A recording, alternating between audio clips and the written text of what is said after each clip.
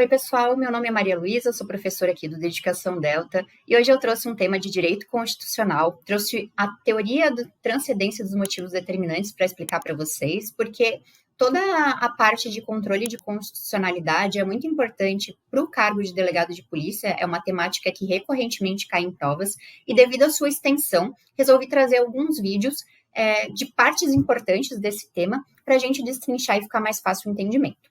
Bom, vamos começar aqui explicando o que é essa teoria com o conceito que eu trouxe, que, para essa teoria, a eficácia vinculante das decisões em ações de controle abstrato abarcaria, além da parte dispositiva da decisão, também os próprios fundamentos determinantes do julgado, especialmente quando houver declaração de inconstitucionalidade.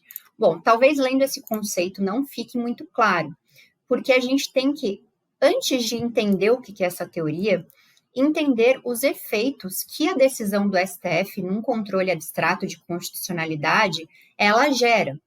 Então, os efeitos da decisão, eles estão previstos no artigo 102, parágrafo 2º da Constituição Federal, que dispõe o seguinte, que as decisões definitivas de mérito proferidas pelo Supremo Tribunal Federal nas ações diretas de inconstitucionalidade e nas ações declaratórias de constitucionalidade produzirão eficácia contra todos e efeito vinculante, relativamente aos demais órgãos do Poder Judiciário e à administração pública direta e indireta nas esferas federal, estadual e municipal.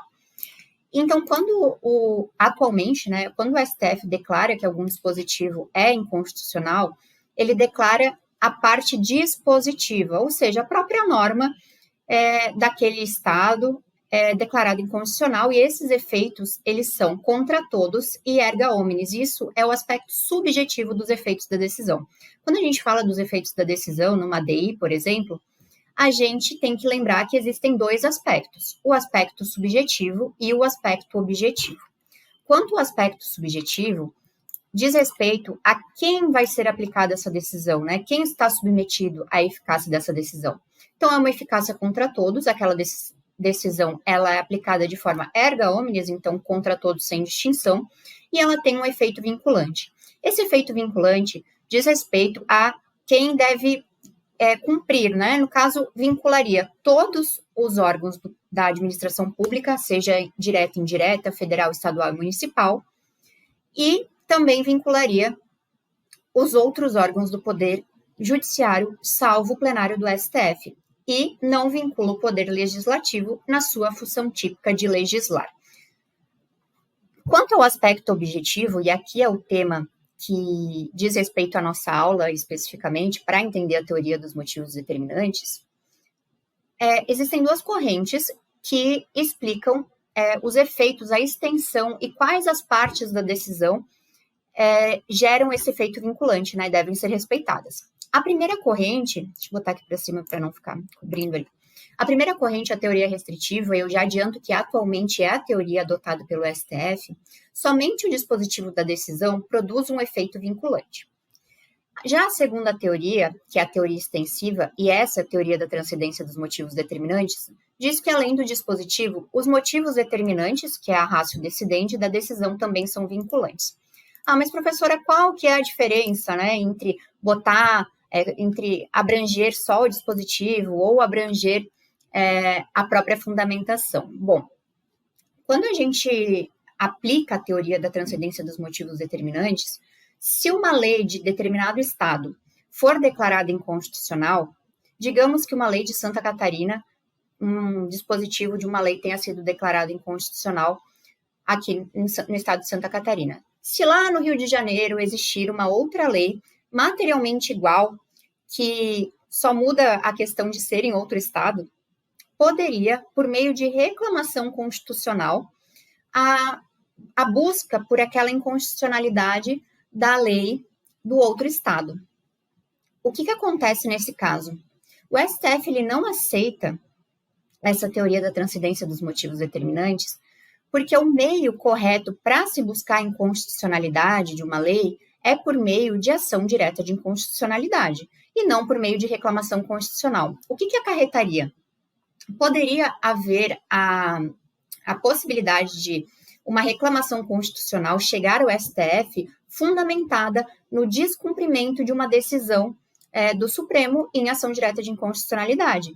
E isso geraria um aumento, né, das reclamações constitucionais. Bom, esse tema aqui, o que a gente tem que lembrar é que a teoria restritiva é adotada atualmente, não se aplica à teoria da transcendência dos motivos determinantes, e que não existe essa possibilidade de declarar a inconstitucionalidade de uma lei, de um dispositivo, baseado por meio de reclamação constitucional. O mecanismo é a ação direta de inconstitucionalidade.